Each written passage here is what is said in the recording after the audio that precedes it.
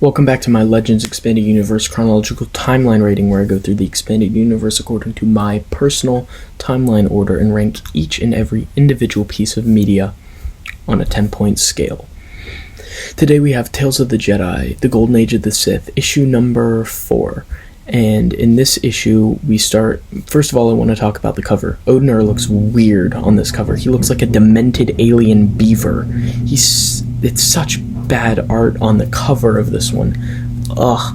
But, aside from that, getting into the story, Odinur has had this vision that the Sith are coming back, and so they go to Coruscant. They give a speech to all the senators, and I want to point out the art for Coruscant here is amazing. It looks like a primitive Coruscant.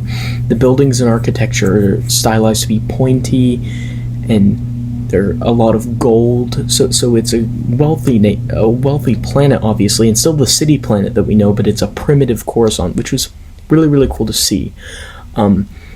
Empress Teta and Odinur give this speech to the Jedi, and politicians assembled, but they will not listen.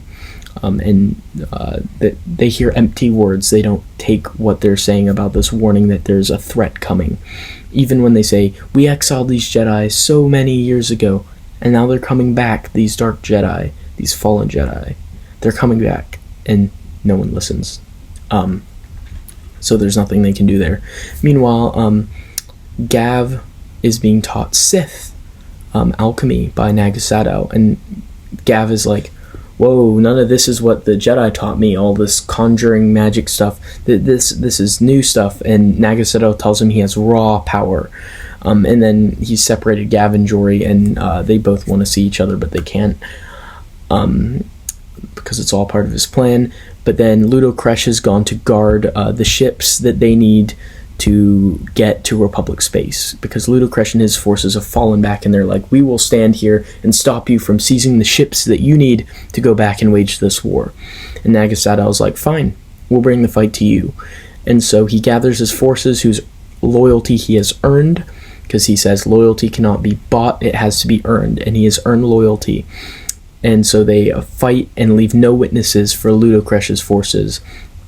And one of them, I can't remember if it's Ludo Kresh himself, recognizes in their dying breath, so it's not Ludo Kresh, that it's the symbol of Nagasato on the people who are attacking them. So Nagasato's forces are ruthless and leave no witnesses. So then Ludo Kresh's forces decide to attack Nagasato's, and the last panels are these ships coming over the planet, firing down upon them, and Nagasato's like, "Yes, all of my plan is coming together the way I have foreseen it." And that's where it ends. This is another solid issue.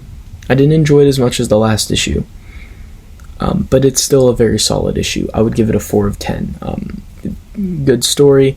Characters continue to be interesting. Seeing an old Coruscant that was really unique, really cool. I really enjoyed that. So a 4 of 10 is what I give this. But what about you guys? What would you give this issue, number 4 of Tales of the Jedi, The Golden Age of the Sith, out of 10?